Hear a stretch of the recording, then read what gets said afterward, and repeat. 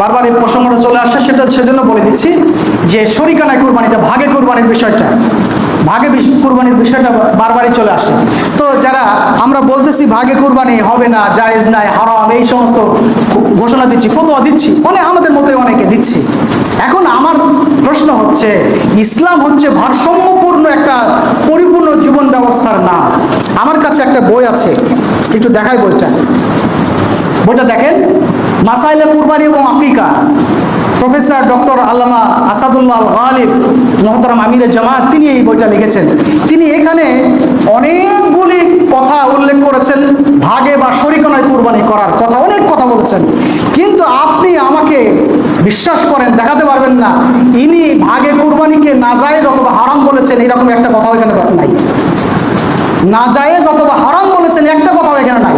তবে হ্যাঁ, তিনি বোঝাতে চেয়েছেন যে ওই যে বলেছিলাম যে আল্লাহর সন্তুষ্টির জন্য যদি আমি একটা ছাগল দিই, একটা খাসি জবাই করি, তাহলে আপনার পরিবারের মেম্বার যদি হয় 10 জনও, তাহলে 10 জনই কোরবানির সওয়াবটা পেয়ে যাবে। আর যদি আপনি একটা ভাগা দেন, তাহলে ভাগার হিসাবে আপনার একজন সওয়াবের অধিকারী হবে, ঠিক কিনা? তো আমরা বলেছিলাম তাহলে এখন ডিসিশন কি নেব, সিদ্ধান্ত কি নেব? আমরা বলেছি ডিসিশন ইজ ইউর, অর্থাৎ সিদ্ধান্ত আপনার। এখানে হালাল এবং হারামের কোনো ফতোয়া নাই। হালাল এবং হারামের ফতোয়া দিবেন কে? আল্লাহ পাক। আমি হালাল বলতে পারি না একটা ইবাদতকে। কথা বলেন, বুঝেন। আপনি সফরে গেছেন, এখন ভাগে কুরবানি দিচ্ছেন সফরে যে, কারণটা কি বলেন? টাকার অভাব। এখন ওই টাকার অভাব বা সামর্থ্যের অভাব যদি আপনার মুকিম অবস্থায় হয়, হতে পারে না? তাহলে ওই ইবাদতটা, ওই বিষয়টা আমি কেন আমার জীবনে এখানে করতে পারবো না? তাহলে ইসলাম এরকম ভারসাম্যহীন বিষয়? ওই যে আগে বললাম, ইসলাম কখনো ভারসাম্যহীন না, ইসলাম হচ্ছে ভারসাম্যপূর্ণ একটা জীবন ব্যবস্থার নাম। এইরকম উল্টাপাল্টা কথা বলে আমাদেরকে বোঝানো যাবে না, এইরকম উল্টাপাল্টা ফতোয়া দিয়ে আমাদেরকে বিভ্রান্ত করা যাবে না। আল্লাহ রাব্বুল আলামিন যদিচ আল্লাহ বলছেন, ওমা উতিতুম মিনাল ইলমি ইল্লা কালিলা, আমি তোমাদেরকে সামান্যতমই জ্ঞান দিয়েছি, আমাদের কোনো জ্ঞান নাই। কিন্তু সিটাফোটা যেই জ্ঞান আছে আল্লাহ তাআলা আমাদেরকে দিয়েছেন এই ব্রেনের মধ্যে, এই মাথার মধ্যে, মস্তিষ্কের মধ্যে, সেখান থেকে যতটুকু বুঝি ইসলামের মধ্যে এইরকম উগ্র, এইরকম চরমপন্থাও ইসলামের মধ্যে নাই।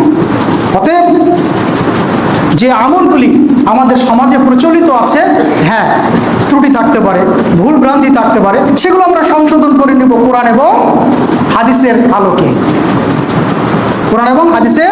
ডক্টর মুজাফফর বিন মহসিন, ডক্টর মুসলিহুদ্দিন, এমনকি মোহাম্মদ সাইদুর রহমান, এই ধরনের আলেমগুলি এবং সৌদি আরবের অনেক প্রখ্যাত মুফতিরা এখন পর্যন্ত এই ফতোয়াতে অটল যে শরিকানায় কুরবানি কখনোই নাজায়েজ বলা যাবে না।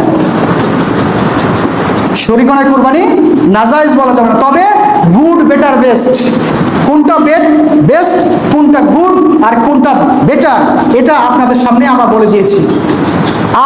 আমরা যেটা করতে চাই, যেটা করতে পারি, আল্লাহ তাআলা আমাদেরকে যেটা সামর্থ্য দিয়েছেন আমি সেটা করব।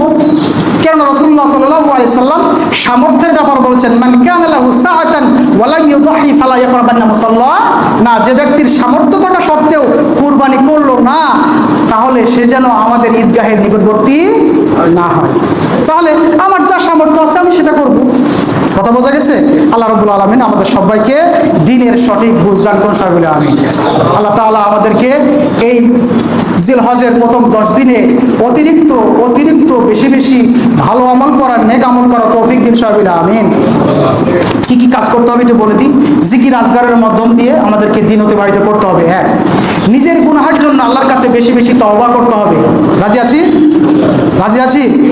বিশেষ করে আরাফার দিনের সিয়াম, আমরা একটা সিয়াম যদি পালন করি, আল্লাহ তাআলা আমাদের পূর্বের 1 বছর এবং পরের 1 বছরের গুনাহ মাফ করে দিবেন। জোরে বলি সুবহানাল্লাহ। 4 নম্বর, দান খায়রাত বেশি করে করতে হবে এই 10 দিনে। 5 নম্বর, সকল নেক আমল তথা ইবাদত বন্দেগীর মাধ্যমে আল্লাহর সন্তুষ্টি অর্জন, পাশাপাশি ছোট বড় সকল ধরনের পাপ থেকে আমাদেরকে বেঁচে থাকতে হবে। আল্লাহ তাআলা আমাদের সবাইকে সেই তৌফিক দান করুন, সবাই বলে আমিন।